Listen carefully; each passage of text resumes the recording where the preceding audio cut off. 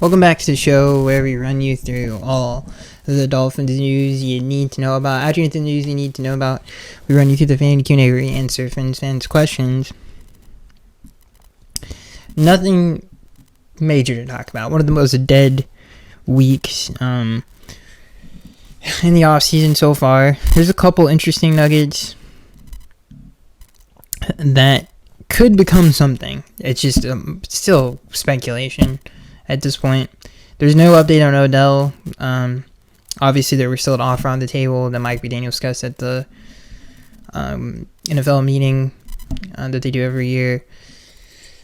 They discussed that. Obviously, there still hasn't been no updates on it, or whether Odell's accepted it or not. Who knows what's going to happen with that. I still think it's a really good idea. This is an interesting story. It's weird that someone of this, who had this kind of a season, you kind of feel weird about it. This next news story comes from Pro Football Rumors. Dolphins running back Raheem Mostert agrees to an extension. Mostert inked a 2-year deal worth $9 million, according to ESPN's Adam Schefter. Now, this is a player. By the way, this is a very cheap contract for someone who just scored 22 touchdowns. And I want to bring up, not only is that a franchise record for a skill position player in the history of our franchise, which I think is obviously very important. Who knew that we would even witness that? Someone break Mark Clayton's 18 touchdowns. Or 17. It was 18 or 17.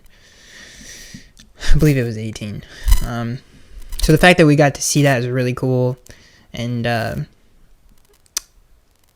these weren't touchdowns from the 1-yard line, which is the most impressive thing about his 22 touchdowns. He had 3 receiving, 18 rushing. That's probably, to me, the most impressive thing is that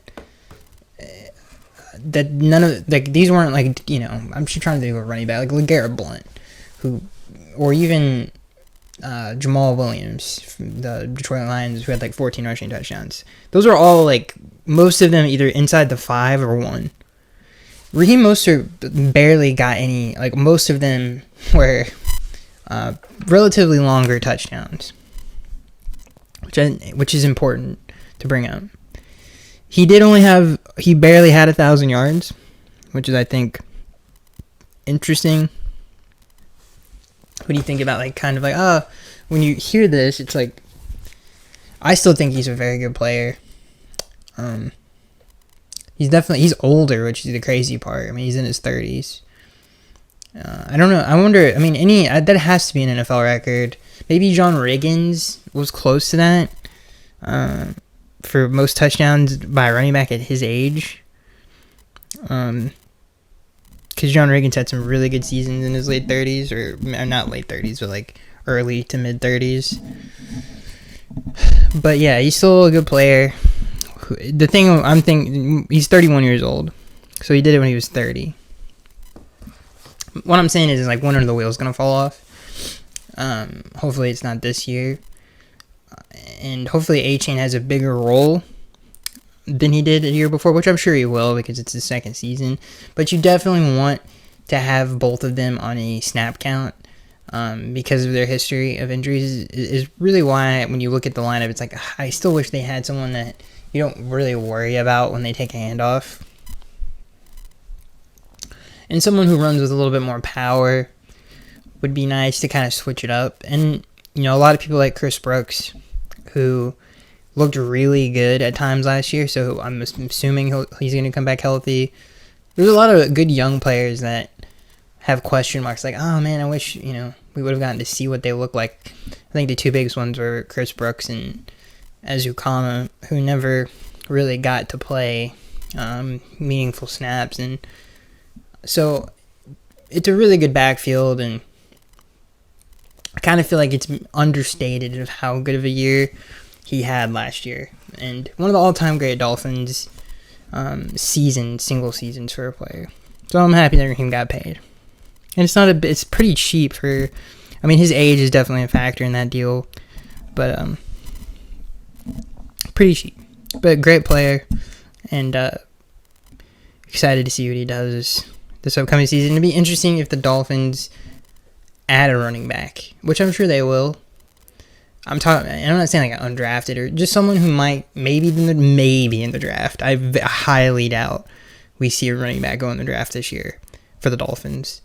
Maybe, but it'll be interesting to see if they add a third one just to kind of reassure or have insurance, because the backfield does have bad injuries and there's not a lot of depth there. So maybe they add another piece. We'll see. And when I say not a lot of depth, there's 3 people I'm talking about. So it's just a unique situation because of the injury history with all 3 of them. This next news story is interesting for a variety of different. It just invites speculation. This next news story comes from Pro Football Rumors, and it's concerning Tua's contract. We've previously heard that both the Dolphins and quarterback Tua Tagovailoa were hoping for speedy negotiations on an extension. However, it sounds like the two sides are temporarily pumping the brakes on a potential deal. That while Tua's next contract is the most consequential matter in Miami, it's not the most pressing. A source also made it clear that an agreement isn't imminent, and there's, quote, no rush to finalize the deal. Who knows who the heck that source is in the organization. So just to read that again, a source says and made it clear that there is not an agreement, and there isn't one that is imminent. To quote the source, quote, there's no rush to finalize the deal. Okay, so that's interesting. And then, which is even more interesting in this article, they kind of give a timetable. When we last heard about the impending negotiations, there was a general sentiment that neither the Dolphins nor Tagovailoa wanted the extension talks to hang over training camp, much less the regular season. This part is really important. The two sides could simply be delaying talks until after free agency and the draft, which would still provide an ample amount of time to negotiate before practices start. So the reason I say that's important is it sets up a timetable. So, first of all, 2 things. This is a very interesting article that nobody cares about because nobody cares about our team. I swear to God, we're a top 5 offense in the last 2 years, and nobody could. It's crazy, dude. We're one of the most fun teams to watch in the NFL, and you would think we were, like the Chicago Bears have gotten more coverage the last 3 years than we have. Don't know why I went on that rant, but basically, the fact that there's a timetable there that in the article from whatever source that said this in the organization, that there's no rush, there's no imminent deal. Why is there no rush and why is there no imminent deal? I mean, we really don't know the conversations between the two parties. Clearly, there's a disconnect there, or the deal would be signed. And maybe there's not a whole lot of confidence to get a deal done on Chris's part. Because of the nature of the draft, it is a very deep quarterback draft. Maybe there's a little something to that. I don't know. I think it's interesting that a deal has, because if you remember when after the regular season, end of season press conference that Mike McDaniel and Chris Greer gave, it seemed like a deal was going to be done within like the next few weeks, the way that they were talking, and the fact that it's going to be prolonged that long just makes me think they're not as eager to get a deal done as some people might think. Now, why is that? Why aren't they?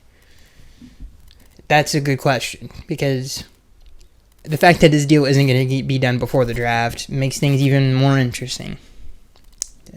Now, I'm not, obviously Joe Klatt of Fox brought this up, where it was like, why, weeks ago, but the fact that this is a source from in the organization who has confirmed that talks are not going to, there's not a contract going to be done before the draft, and that it's not a priority for the team. A quote, imminent concern, which basically means it's not a priority. I don't know. It's like, what does that really mean? Like, to me, that means that there's something, maybe they're considering something else. because the money's not going to change, a month or two from now or before training camp. The money's going to still be relatively the same. And in negotiations like that, especially for quarterbacks, like, there's not going to be that big of a gap in, like, market price of, like, oh, this is what you deserve, and the player wanting that much more, because it's, like, I mean, if you just look at the contract, it's like, we're talking over $40 million. So, it's not like they don't know what the number is. They just haven't even tried to negotiate a deal. And the season just ended. This article acts like this has been going on for it's like, why wouldn't you negotiate now before the draft? Like, there's no reason not to. This isn't, and it kind of contradicts, like, oh, we don't want this hanging over training camp. Then why wouldn't you negotiate right now? It clearly, okay, there is something going on. Whether they ever admit it or not, clearly either they're thinking really hard about this contract, or they don't want necessarily aren't eager to get a deal done, and they're waiting to see what happens in the draft. Definitely a very interesting article. Now, some of this is obviously speculation, but again, it's like, if you really think about it, why wouldn't, like, again, number one, the whole reason they're like, we want to get a deal done now, as opposed to during, have this thing over training camp, then again, why aren't you negotiating? Why haven't you been negotiating the last 2 weeks? Most of the draft prep is already done. I mean, GMs say that all the time, especially after the combine. So, I don't know. It just makes for a more interesting, like, what's going to happen when the Dolphins are on the clock. And, I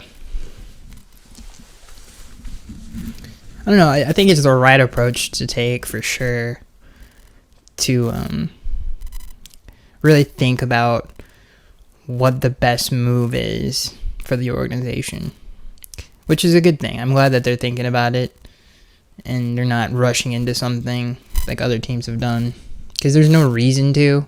They have all the power in this situation right now. He's still under contract for this season, so they don't have to do anything. And they shouldn't have to feel pressured to do anything. And maybe this was kind of an article to be like, and they should not have done this, by the way, because to me, if this article never comes out, then there is no speculation. But the fact that this comes out, to me, opens a whole bag of worms of like, well, then what's the delay? Like, the fact that they're not even negotiating right now, I don't know.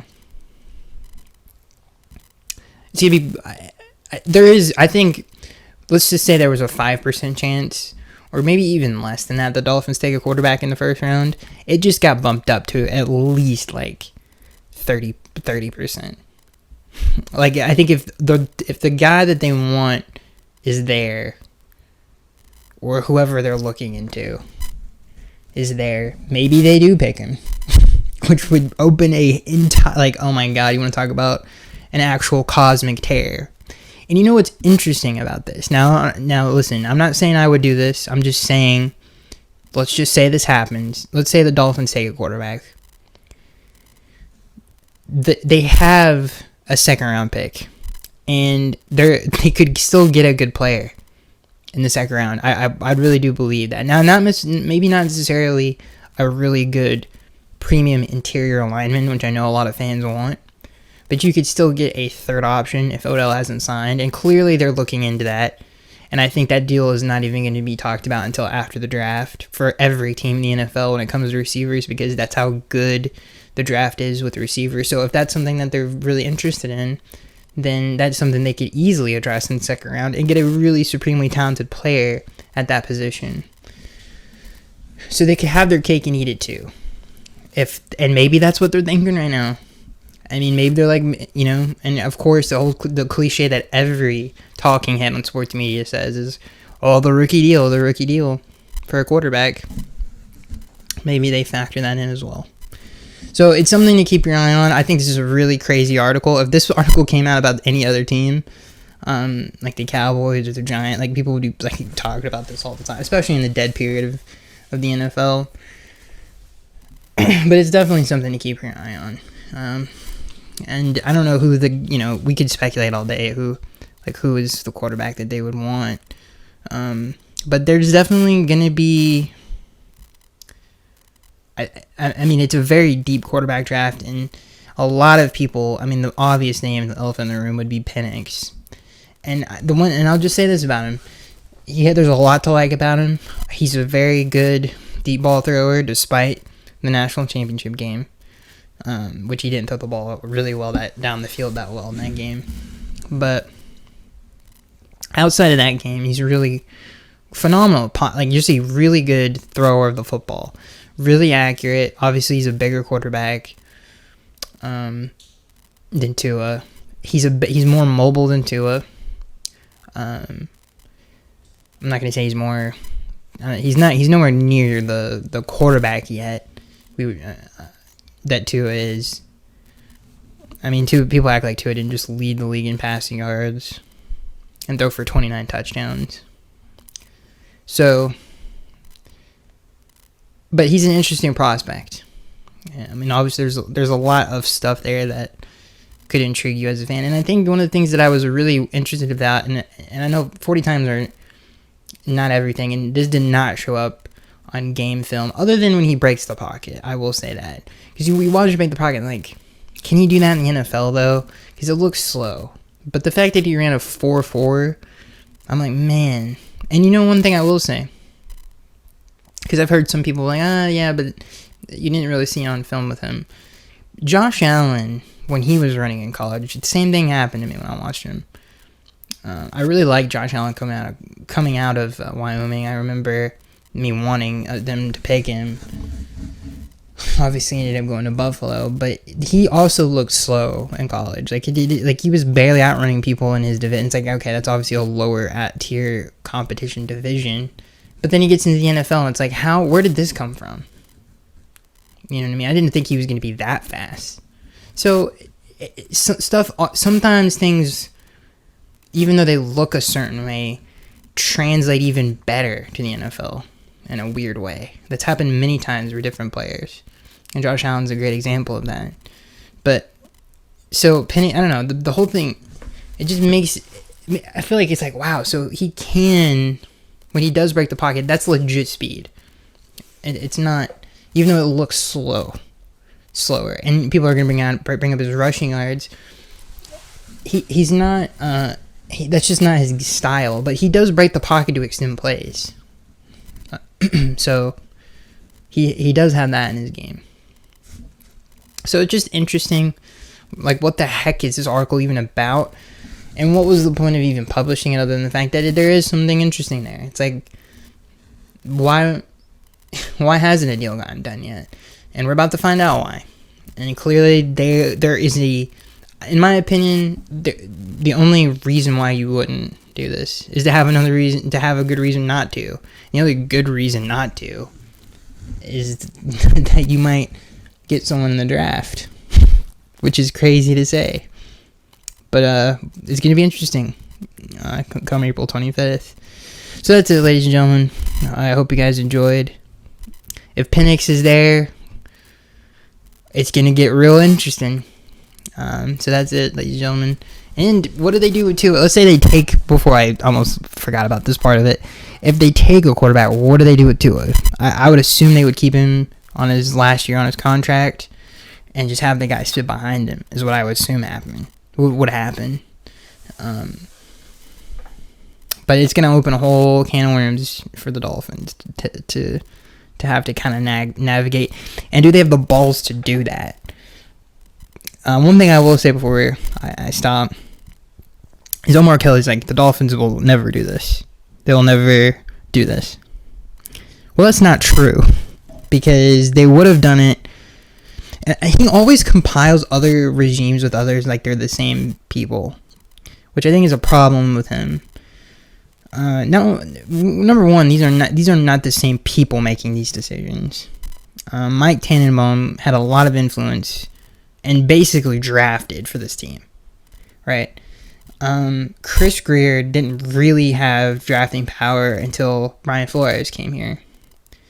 So in 2017, I believe, which is the Josh Allen draft, they would have taken a quarterback, but obviously things didn't fall their way. It actually went the complete opposite of that. And if Josh Allen did fall, he might have been a Dolphin. There's a really good chance he would have been. So all it takes is the right guy to fall. So I don't believe Omar Kelly when he says stuff like that. Not only is he not the same people, but there have been other, even with Ryan Tannehill. They tried to. I don't even remember what happened with that, honestly. But Derek Carr, I don't know if it was that he didn't fall to us. What was that? 2 years later, after we drafted Tannehill, they wanted to draft Derek Carr, and it just didn't work out. I think he ended up getting picked before he fell to us in the second round, I believe, to the Raiders. So who knows what's gonna happen this year? And Penix is obviously a very good prospect, and probably would go higher in a lot of other drafts. So that even makes it more interesting.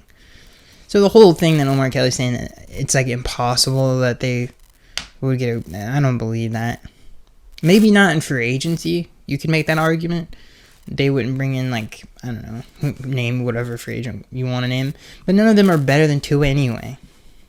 Like, the fact that you can, like, Tua is better than a lot of people give him credit for. So it's going to be interesting. And I do think there is a possibility, especially after reading that something might happen. And who knows? I mean, again, we're talking about a game of chance, because there's a lot of people in front of them that are probably going to take a quarterback. So the likelihood of any of this even happening, the crazy thing is if they trade it up. That would be bananas. But I doubt that. That I think is like very, very low chance. So that's it, ladies and gentlemen. Hope you guys enjoyed. And I'll see you guys in the next one.